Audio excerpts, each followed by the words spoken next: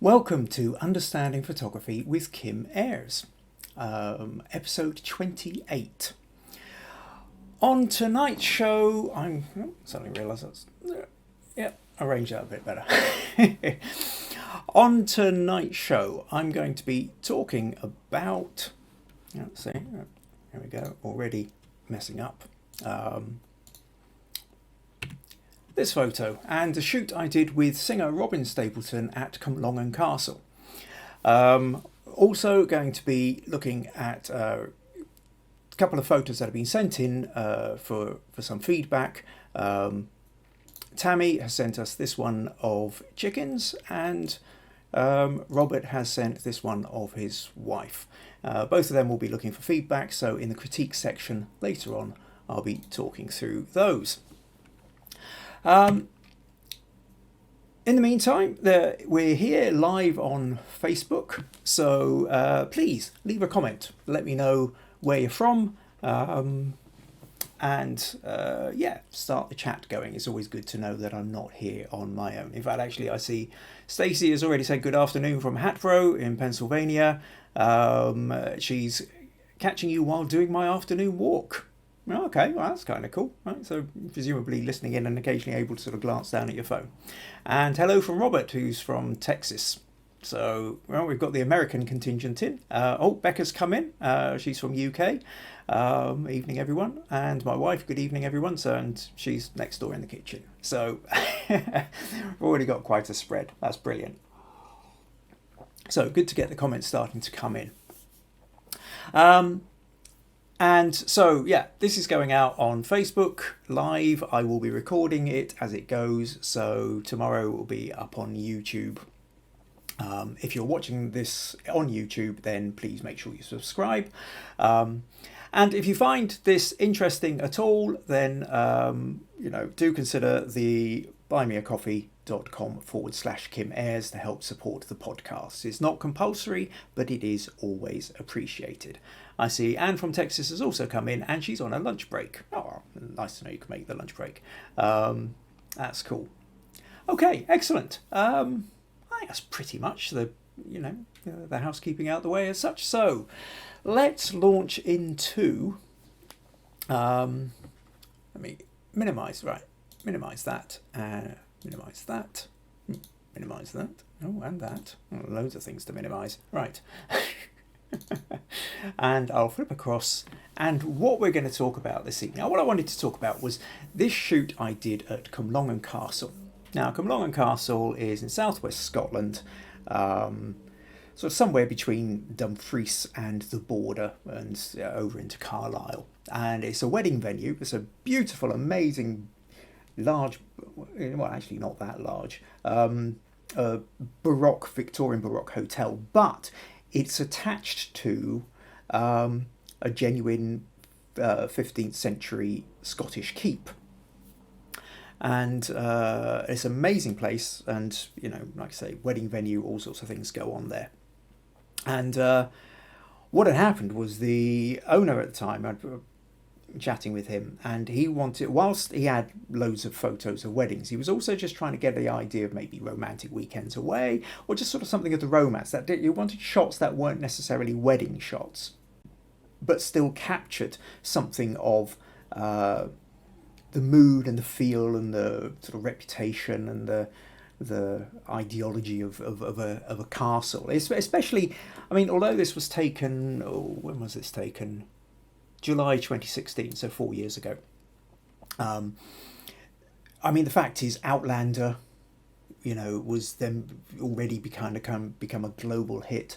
Scottish history, it's Scotland's, that's part of one of its big selling points abroad is the rich history that it has, and all the castles and all the all the background and of course the incredible countryside too.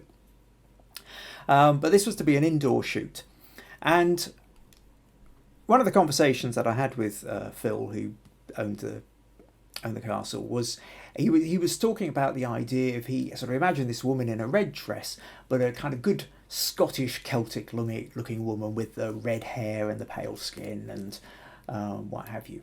And I knew exactly at that point who to ask. and what I wanted, and that was Robyn Stapleton, who's the woman in this shot. Now, Robyn Stapleton is a singer, traditional Scots-Irish tunes and songs, beautiful, beautiful voice, and so I'd photographed her for her. Now, yeah, just she'd won. I'm trying to think, few years before, she'd won something. I think Young Musician of the Year, Scottish Musician of the Year, or and anyway, she was putting together her debut album, Fickle Fortune, and she came to me for the photo shoot. And actually, what I can do here is show you the photo that we ended up doing for Robyn. So the idea was that we wanted to create a very painterly look. I mean, in essence, again, to step back to this photo shoot with Robyn, while she sings traditional Scots and Irish music, and songs, her marketplace isn't really so much Scotland. So whilst there's about 5 million people or so who live in Scotland, there's something like about 50 million or 40 million, I think, people who live out with Scotland, who identify with our Scottish roots and ancestry. And so it's a much the bigger audience for Scottishness, if you like, out with Scotland than there is inside. So we talked a lot about what kind of image to go for, and the fact that she does have this incredible red hair and pale skin and striking blue eyes, the kind of classic Celtic looks. We figured that we should make the most of that. And what we decided to do with this photo was to create something which was very painterly, and it was the kind to sort of echo the idea, creating something quite timeless, to sort of almost like what a lover would have painted in his locket, from the sort of 18th or 19th century. So at that point, it wouldn't be warm smiles; it would just be looking straight into the lens, and so that's what we did. You can see here that the final image we ended up with, and that in turn ended up on the cover of her album Fickle Fortune, which was great to see. So with Robyn, this was just after actually doing that shoot, we went outside, just sort of a cold, blowy day. You can almost sort of slight reddishness on the nose, and sort of slight eyes are beginning to water with the coldness of that wind.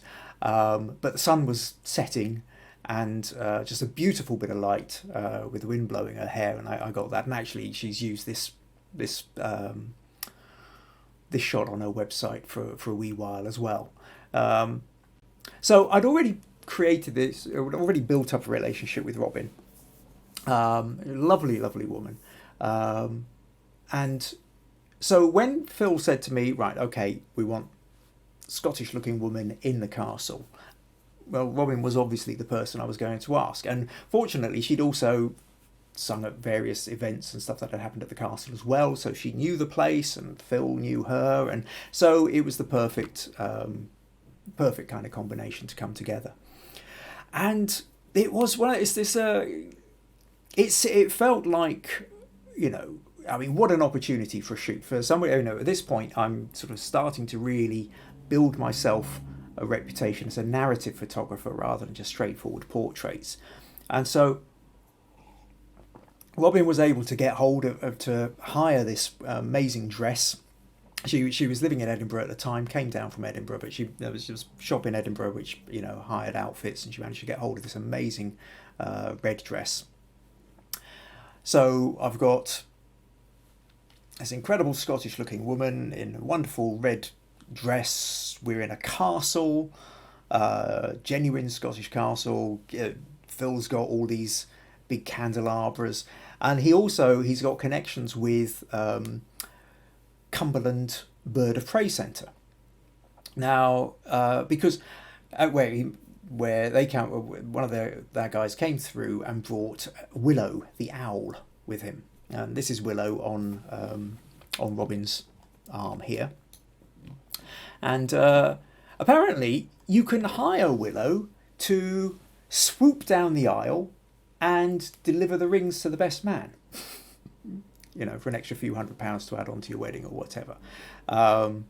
I was assured, I think only once, maybe twice, but no more, has Willow ever sort of gone up into the rafters and then had to be coaxed down. But that's usually been much to the amusement of everybody in the wedding party anyway, so it's never actually ruined anything.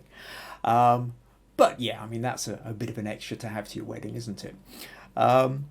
So Willow the owl was brought out. Now, I didn't find out until afterwards that actually Robyn was pretty damn terrified of having an owl attached to her hand, but she was absolutely amazing. She didn't let it show.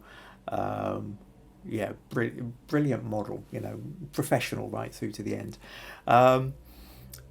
So we've got this place, we've got a big original fireplace, and I was really excited by this shoot. On top of that, what I knew also was that I wanted to make sure we got hair and makeup right. So some of you may have heard me talking before, I teamed up a couple of times at this point with Ralph Yates-Lee of B20 hairdressing salon in Dumfries, and Ralph came out, and I worked with on a previous shoot Jade Jamieson, who's a makeup artist, and so I pulled them out and asked them to come along, and they were absolutely brilliant, making sure that Robyn had, I mean, Jade's amazing with the makeup, and she does all sorts of different, I mean, she can do these sort of incredible kind of Halloween and Day of the Dead and really extraordinary kind of makeup things, but she was also really good with the subtle stuff, and she was working with Robyn's skin tones and, just created a beautiful look for her. And Ralph was there busy working away on the hair, and as was always the case with these kind of photo shoots, half the time I was about to take the photo, I suddenly have to stop because Ralph would run in and do something else with her hair. So I had a team, I had an amazing venue, I had an amazing model, I had amazing outfits, I even had an owl. And it was a struggle. Oh my God, it was a struggle. Not because of anybody else, but for me, trying to get the lighting right.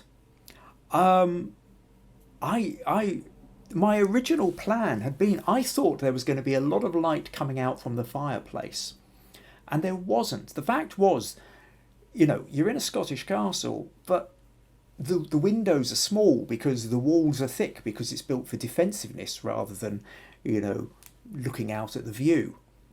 And so the room, the grand hall itself, was very dark, and so I had to light it with off-camera flashes.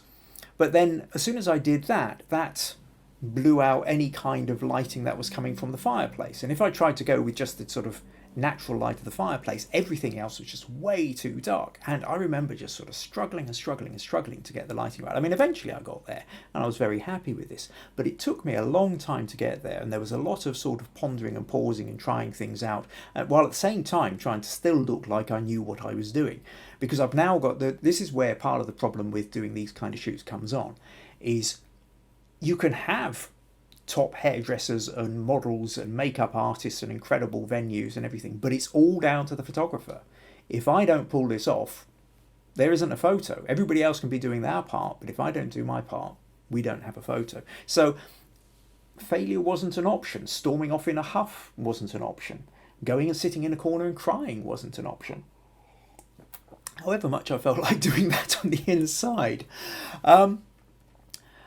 But it took a while. But what I do have here, and I thought you might be interested in, is I've got a wee behind the scenes video which I can show you of the shoot. It's just a couple of minutes long. So here we've got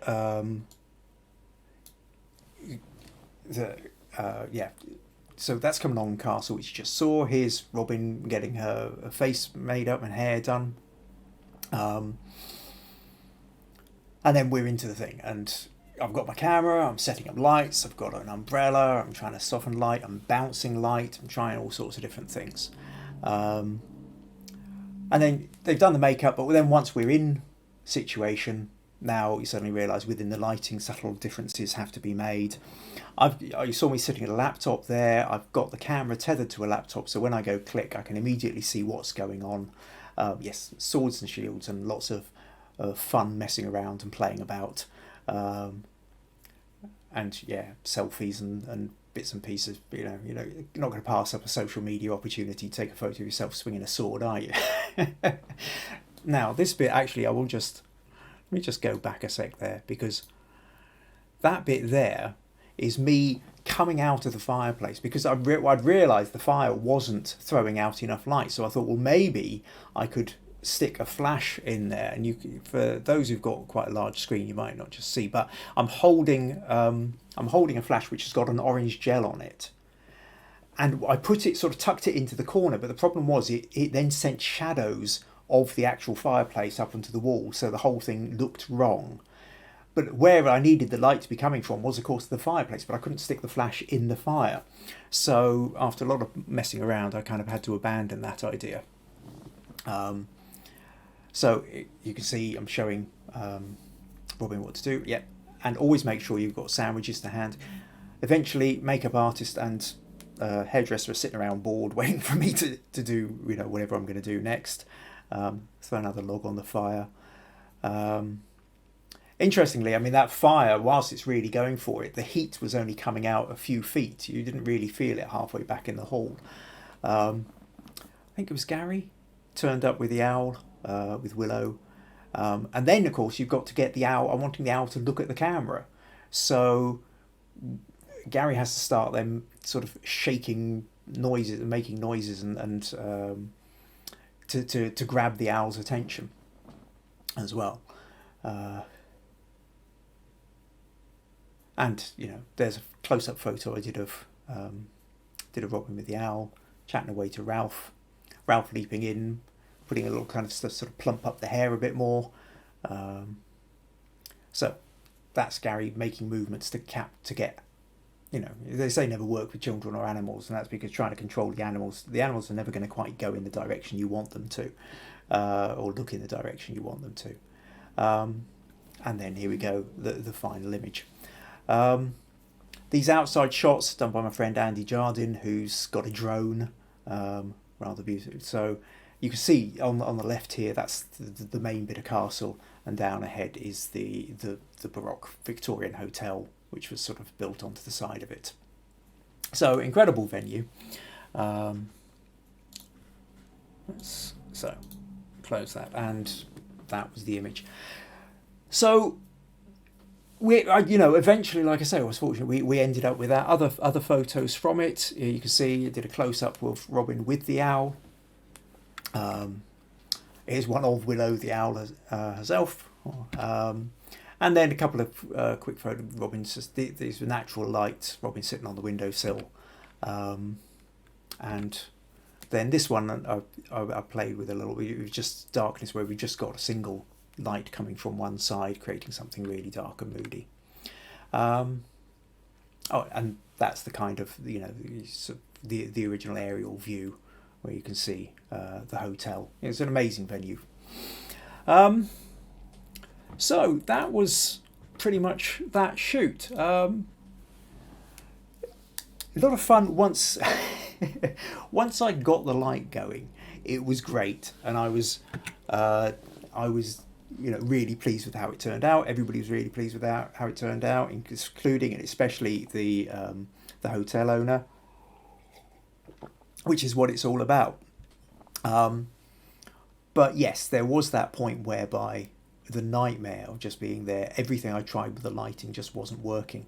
But if I looked like I was going to panic, if I started acting like I felt, then immediately I would have lost the confidence of everybody else in the room. And there is a thing that when you are being the photographer, everybody's taking that cue from you. You've got to look the part, regardless of whether you feel it. Inside, you can be churning up something rotten, but on the outside, you have to look like you're in command. Because if everybody else starts getting nervous, then, especially the model, then that's going to show in the face, and you're just not going to get the photo you want. Anyway, I thought you might find that interesting. Let's flip over to the comments. see if we have anybody else has come in. Oh, David's turned up just along. Okay, great. Good to see you, David. Just along the road from you, yes. Oh, Stacey says very familiar with her, Celtic singer. Oh, okay, there you go. Reputation across the pond there.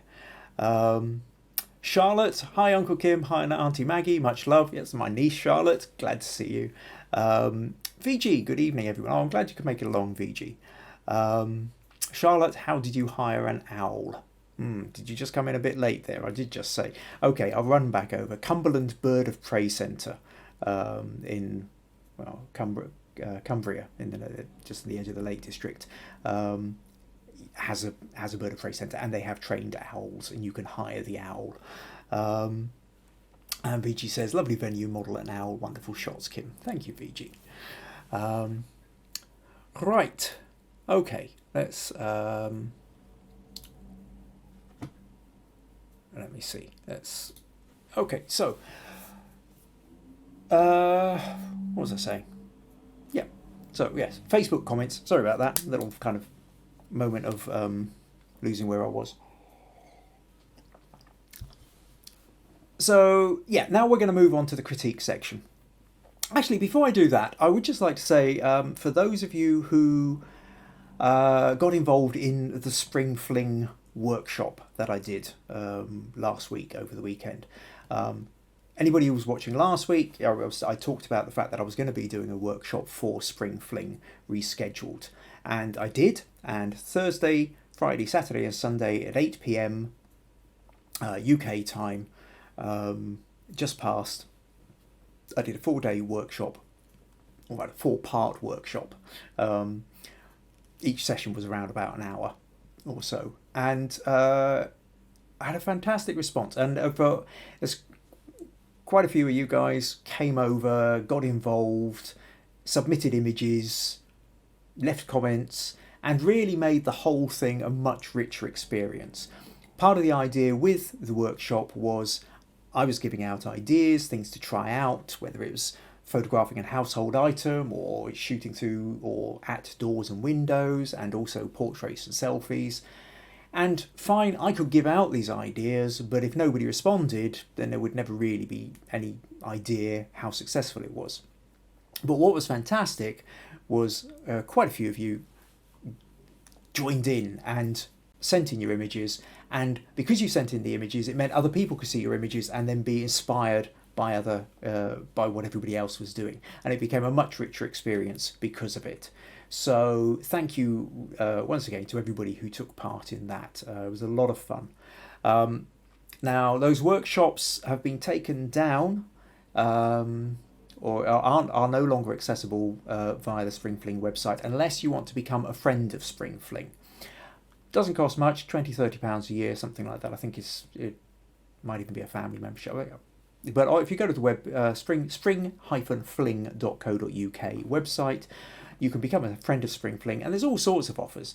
A lot of the artists who take part in it, you can get discounts on stuff that you buy if you're a friend of Spring Fling, and friends of Spring Fling also they get a little passcode to go back onto the Spring Fling website, where they can access all the artist and maker pages and all the videos and everything else that was done over the Spring Fling week last week. So do consider that. Okay, so yes, back to the critique section. Not had a lot here tonight, just 2 people sending in. Now the idea with the critique section is, here's your opportunity to get some feedback on your photos. The problem that we always have with our photography is we take photos, we maybe like them, but maybe we're not getting the reactions from other people that we think it deserves, or we're trying to take a photo of something and it's just not working and we get stuck.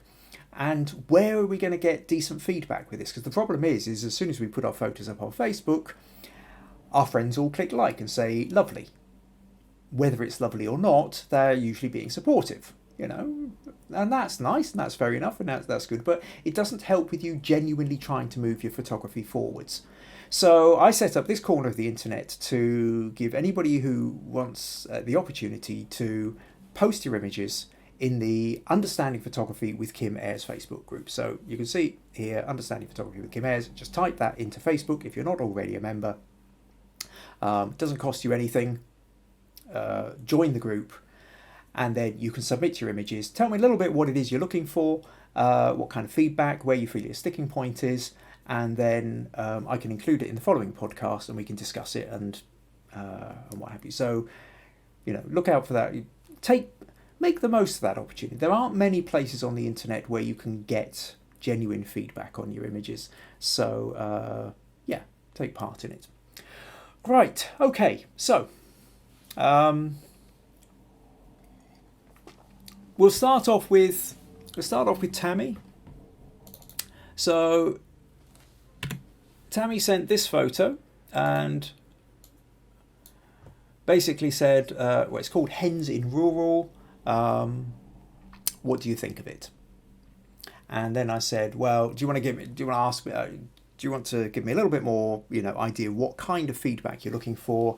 And she said, well, not much idea, to be honest.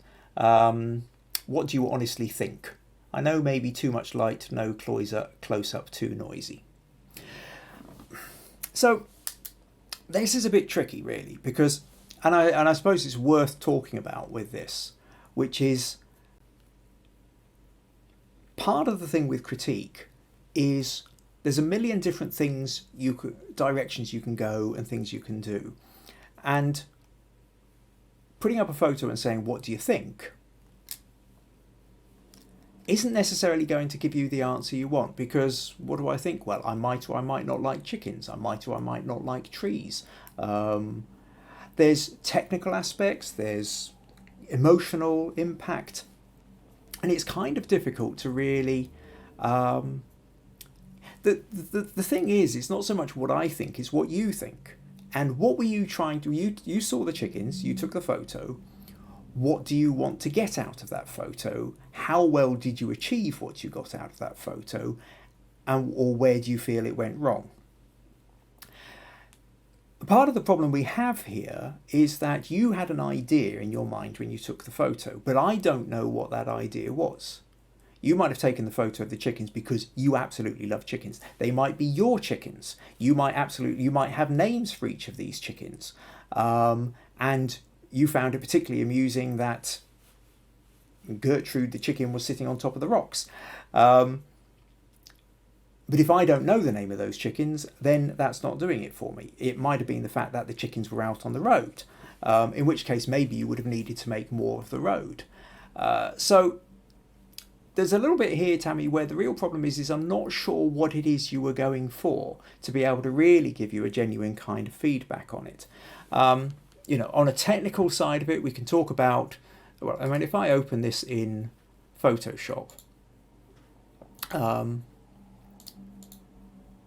we can talk about the fact that it's very bright up on the right hand side. Looks like there's a road there, looks like there's a bit of a car kind of coming in, but the highlights are blown, so it's difficult to tell. So if this was largely about the idea of it being chickens by the road, then actually what I would have said is you would need to make more of the road. The road would have needed to have been exposed for so that we could see the vehicles, we could see the road, and then you would have maybe moved to your right and had the chickens more over on the left, but also made sure that the road was there. However, if it was more about the chickens on the rocks, then maybe you didn't. What you should have done is zoomed in a bit closer, ignored that bit, and then you could have kind of come in here. If we kind of crop in like that, for example, then what you're doing here is making more of the fact that you've got the chickens on the stones, on the rocks, in the trees. So whereas if it's more about the road and the chickens, you're kind of maybe cropping it a bit more like this. Only, like I say, you then need to get the exposure right up in the corner there. So part of the thing here, Tammy, is I'm not totally sure what it was you were going for. And really, I suppose the thing for anybody who's submitting images is it helps if you can kind of be clear with me what it is you're wanting, because then it allows me to give you much better feedback. I mean, the reality is there was something about this scene that appealed to you, so you took out your phone or your camera and you took a shot of it. Now, if it's just a shot in order for you to remember something, to remind you of something, then that's fine. But if you're wanting to take a shot of something which is going to communicate with somebody else, you need to be clearer about what it is you're trying to communicate. And I've talked about this before in different places, but I think it's one of these things which I will just constantly come back to because it's extraordinarily important, which is understanding the story of the photo. What's the purpose of the photo? And sometimes you're not entirely sure. You just see something, you take a photo, and that's fine. We do that kind of stuff, and then you will kind of think about what the story was afterwards. But the main thing here is at the point that you're going to put it online, at the point you're going to show it to somebody else, you're hoping for a reaction from somebody else. What reaction are you wanting, and why are you wanting that reaction? These things make a difference. These things will then change how you present that photo, how you decide to edit it, how you decide to crop it, what bits you decide to focus on. So I think the more you train yourself, the real thing here is to try and remember when you're out taking photos, if you're trying to genuinely develop yourself, your photographic skills, is when you're there taking a photo, saying, actually consciously, almost out loud if you need to, but certainly say it in your head, what is it I'm after? What is it I like about this? Why have I just whipped out my phone to take this photo? What is the mood? Is it the comedy? Is it seriousness? Is it melancholic? Is it dark and moody? Is it bright and funny? And the clearer you can be about what it is, be aware of what it is that attracted you to take that photo in the first place, then the easier it will be for you to create a photo which is going to be able to communicate that feeling when you show it to somebody else, or when you get back home and you decide you're going to edit it, what style of editing you're going to do with it as well. So my apologies that I can't kind of give you more on this, Tammy, but I hope that kind of gives you a starting point to think about, which is, so when you're taking the photo, have a think, what is it about this and what is it I'm trying to communicate? And like I said, in this case, if you were clear about the idea, what you enjoyed about it or liked about it was the fact that it was the chickens and the fact that they're out on a main road, then you need to make more for the road. If it's about the texture difference between feathers and stone, then you need to maybe get in closer and make more of the fact of the feathers and stone. If it's about the notion of leaves starting to fall in autumn, then you need to make more about the fact of the leaves. Do you see what I mean? That there's a multitude of different stories, a multitude of different reasons why you might take any particular photo. And the clearer you can identify that, the better your photos are just automatically going to start being, the more communicative they're going to be. So I hope that helps a bit. Right, okay, let's flip back for a moment and see if we have any more questions. Stacey, loaded question, tricky but good explanation. Okay, fair enough. Yet there is a certain thing with a loaded question, which is, hi, I'm showing you something, what do you think? And really the way it comes across is fishing for compliments. Because if somebody shows you something and says, what do you think? 99% of the time, what they're meaning is, tell me you like it, tell me something good. And that's fine. I could turn around and say, chickens, great. But is that going to help your photography? And to come back to the idea of the purpose of critique here is to try and help you move past the idea of just your mate saying that's great and helping you to move into being able to communicate with your photography more effectively in a way that you want to. And it's an important thing here, which is it's not about me, it is about you. What do you want to do with your photography? There's no point in me trying to create 400 Kim Ayres clones when it comes to photography. That's not what it's about. My photography is about what appeals to me, and your photography should be about what appeals to you. And that's not necessarily going to appeal to anybody else. But with anything we do, we want to get better at finding our way of finding our voice and authentically, being authentic with it and finding ways of expressing it. So, yeah, back to that thing. Have a think about it, the story you're trying to tell. Okay, cool. So the second photo, and in a way overlaps, because Robert sent me his photo, which was, where's it gone? There we go. I'll flip over here. Now, Robert says, I've attached a photo of my wife Anne that I took in London 2 years ago. Now I recognise Anne here because Anne actually did a selfie as part of the workshop that I did over the weekend, and I recognised the hair. And the problem was with the selfie though, she was wearing sunglasses and a mask, like COVID mask as well. So almost impossible to recognise, But I recognised the hair and probably the sunglasses. Maybe it was different sunglasses, can't remember. Anyway. So Robert says, I've attached a photo my wife took in London 2 years ago. I knew nothing about photography at the time. I would like your take on how to improve these kind of shots. I feel like it is a good photo, but it hasn't been very successful on PhotoCrowd. Now, PhotoCrowd, for those who don't know, is a photography site where you can sign up, and every day they have several competitions.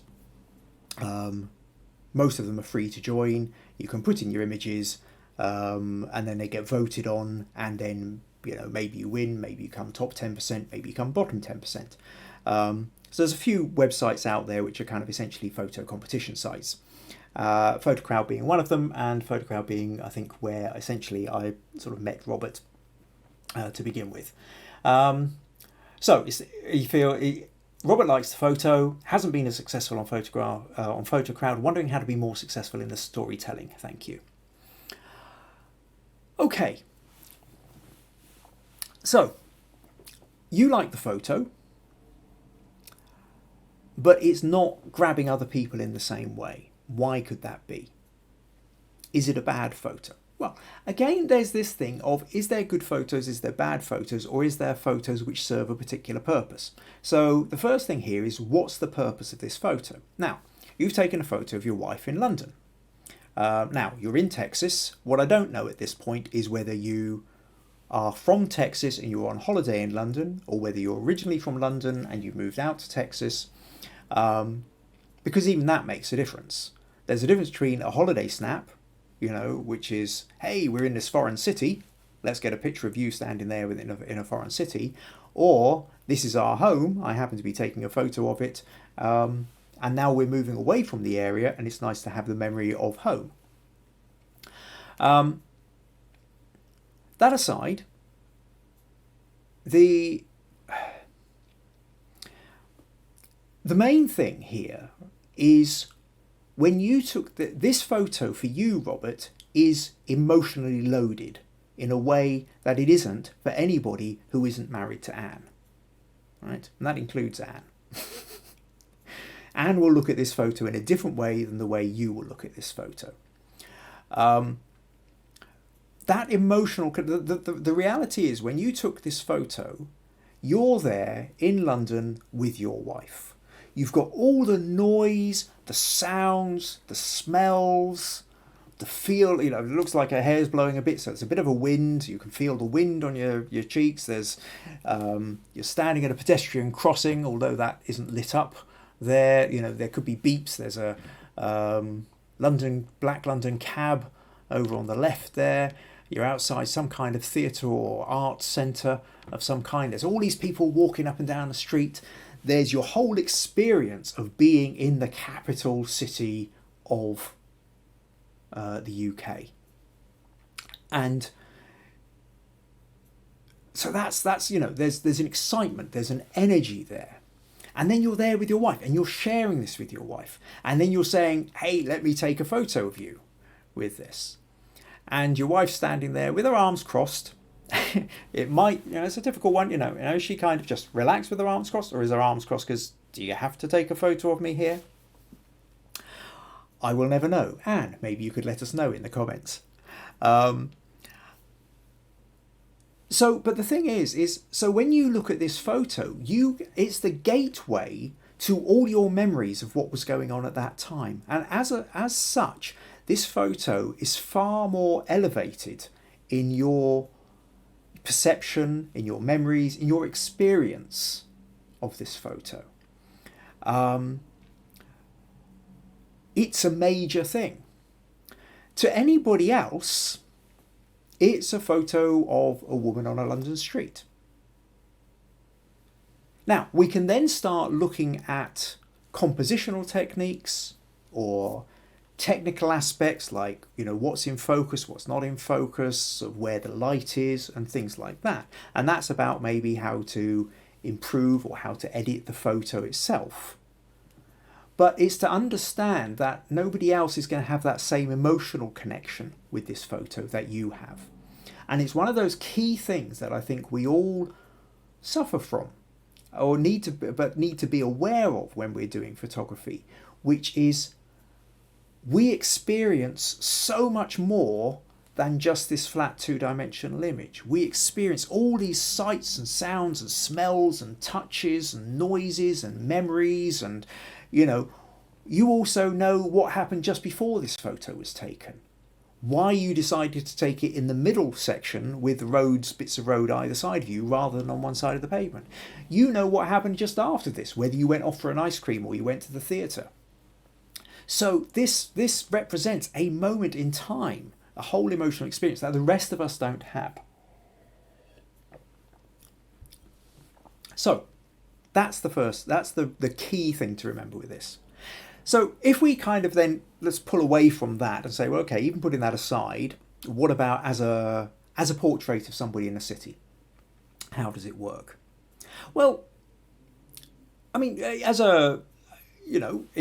there's elements to it which work quite well. You've got Anne's there off centre, and everything we were talking about on the workshop on Saturday or Friday or Saturday.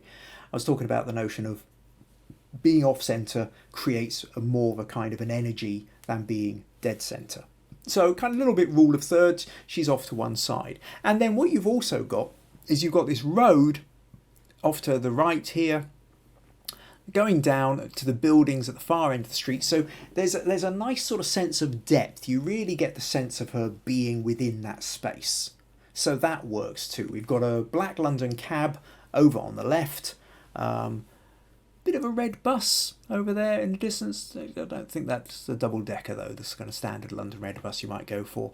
Looks like there's a station sign over on the right, or no, is that just a bus stop? Can't really see. Anyway, doesn't really matter.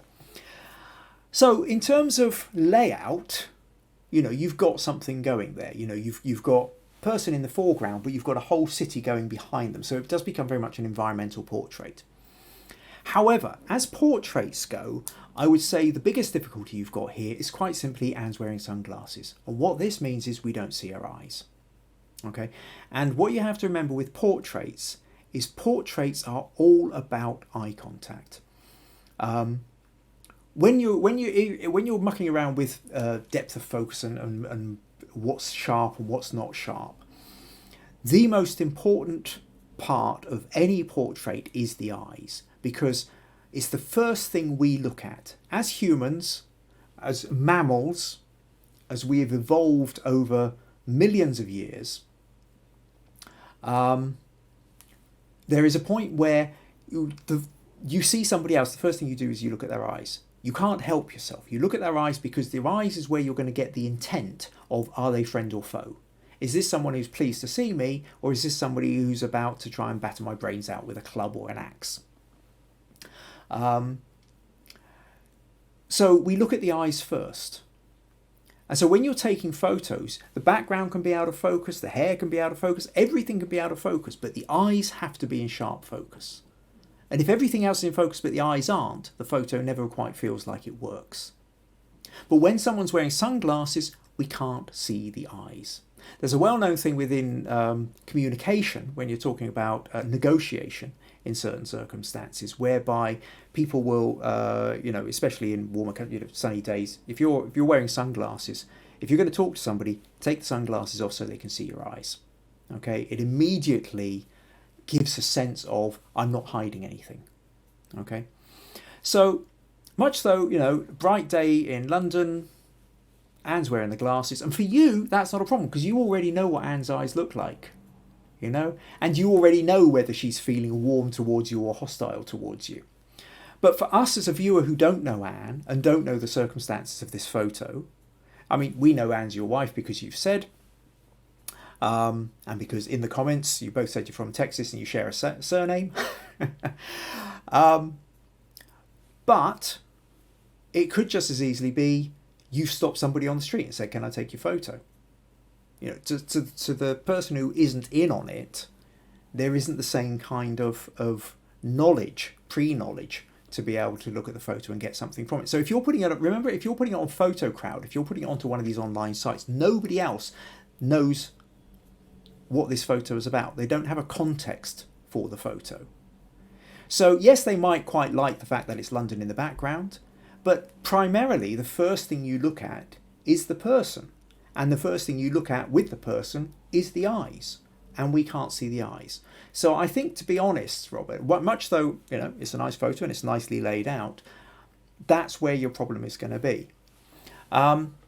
Let's just open this into Photoshop a moment, because I do want to just show you how you can play with it in a slightly different way. Now, this is the raw file that you sent me. Your original, the one that you had cropped a bit like that, which certainly does work a little bit better. We didn't need that much gap above Anne's head. But pretty much that was it. I don't think you really did much more in the way of editing. But what I was going to say is, if we zoom in here, what we can now see is the reflection of you, presuming that's you taking the photo. Now, if you wanted to make the most of that, because sometimes if you're using, sort of reflective surfaces, then you want to do something with those reflective surfaces. So, maybe if there'd been a scooter going past, or there'd been a flag laid out on the floor, or there'd been a homeless person slumped down, or we'd seen you more clearly with your camera. Sometimes I've seen competitions where they say, capturing the photographer, and a lot of people will put in then photos of the photographer being caught in a reflection of the person they're taking, something. So, but we don't quite have that either. What we've got in the reflection is your feet. So in a way, there's a missed trick there. Now, fair enough. I mean, you say you knew nothing about photography at the time. That's okay. You now know these things. So, but to go back to your original thing, which is you like the photo, but it never seems to do quite so well on PhotoCrowd or the photo sites. These are kind of the reasons why. Now, a little bit of extra fun you could have with this in terms of editing. I'm just going to play a little bit with it, which is to actually sort of go a bit arty, well, if you want to, in terms of black and white. So what I want to show you here is, okay, first of all, I'll just duplicate that layer for the moment. And I'll go up to Camera Raw, because this is the easiest thing that I can do most things in. And there's similar sliders if you use Lightroom as well. But the first thing I'll do, the sky up the top corner here is very kind of blown out. And because it creates a bright spot, it does tend to draw the attention away. So if you were really, you might stick a different sky on there. At the very least, you want to pull the highlights down a bit so that it's not quite as dominant as it was. But you might need to darken that down a bit. And then maybe bring the shadows up a little bit. But what I'm talking about here really is turning it to black and white. Now, this just slide the saturation, desaturating bit, quite often just makes everything different shades of grey without really giving it a lot of contrast. So you can start playing around a little bit. Now I've got a little clarity and texture thing here, which just sharpens up things a little bit. But then maybe I just want to go to the contrast button here and start playing around here, something like this. Okay, so let's just open that. But what I'm also going to do, I want to sort of create a little bit more here. I'm going to use the curves where I can lighten the lights, and I'm going to create this little kind of, you see this down on the right, there's almost like a little kind of S shape. It's a kind of classic thing to do with curves where you make the lights lighter and the darks darker. And at this point then, we're kind of creating quite a kind of hard contrast light. And you get certain street photographers who do this a lot. Now, what I'm also going to do, this curves layer is like a mask, so I can unmask part of that. If that's black here, I can just sort of darken in a little bit of the background there. I can also bring a little bit more out in top. Take out that little bit. So maybe I can take the levels, maybe lighten it a bit more. And then maybe if I take that back into Cam Raw filter, again just for another kind of quick, maybe add a vignette on it. So that's just kind of darkening in the corners a bit, and then that what does is draws your attention a little bit more into the middle. Maybe then take the highlights down again a little bit, bring the shadows up, but then play with that contrast just a little bit more. And now we've got quite a mean and moody shot from the original. So you can have fun with that, you can play with that, you can make it a little bit more arty. Now, at that point, it feels much more like street photography photo. You're not necessarily, now it feels like you did stop some stranger in the street to talk to them. I mean, also, if you want at this point, you could maybe selectively lighten up the reflection in the sunglasses. Just take that up a little bit more so I can really brighten that up. And then at this point, it becomes very much mirror sunglasses and the fact that we can't see her eyes. So, anyway, something to play around with there, Robert. Where are we? Yep, like that, something like that. So, a little bit of fun, but ultimately what we're talking about is in terms of, does it work as a photo? And this is really the theme of tonight, whether it's about Tammy's hens or about your photo of Anne in London. The question is, does it work? Depends on what was the purpose of it. If the purpose is to remind you of your trip to London, it does it. If it's to remind you that you're looking at your wife whom you're deeply in love with, and you know that behind those sunglasses she is just radiating love back to you, then that's great. If your purpose is to say to other people, hey, I took a photo of somebody in London, what's this, they don't have that connection. And because it's a portrait and you're expecting to see eyes, we can't see eyes, so that makes us connect less with the person. The alternative to that is the narrative is specifically about the fact that you can't see the eyes, in which case everything else has to be staged slightly differently.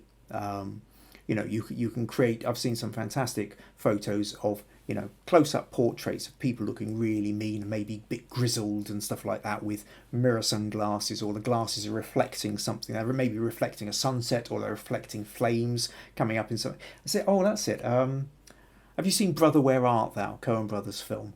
And there's a lovely bit in that where essentially the sheriff who's chasing our heroes, and he's a real mean, nasty SOB. And what happens is you only ever see him with these little round mirror specks, and there's nearly always flames from somewhere reflected in them. So the idea being that there's something very satanic and devil-led about this man, evil incarnate.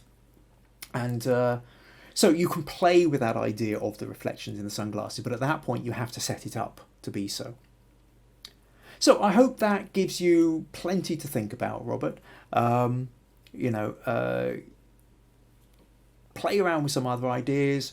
Now you've submitted this, I hope you'll submit more photos. And I hope you've got feel you've got something out of that. So let's flick back. Okay, got a couple of questions. Okay, so Robert's come back. So on holiday, right? So you're on holiday, and then Anne's joined in. We had also just gotten there, so there was an excitement. Great. Robert says, brilliant analysis. Everything you said, 100% correct. Well, there you go, 100%. There's. Show that to my old school teacher. You nailed why I like the photo, which also explains why others do not give it the same weight as me.